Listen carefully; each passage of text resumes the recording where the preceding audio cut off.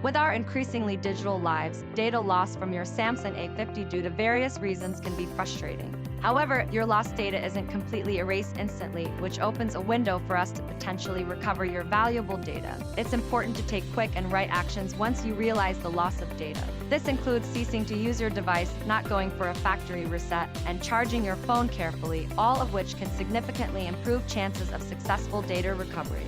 Samsung A50 offers multiple avenues to recover your lost data. These include built-in backup solutions like Samsung Cloud, Google Drive, OneDrive, and even third-party data recovery software. The essence is, your lost data can often be found, so don't lose hope.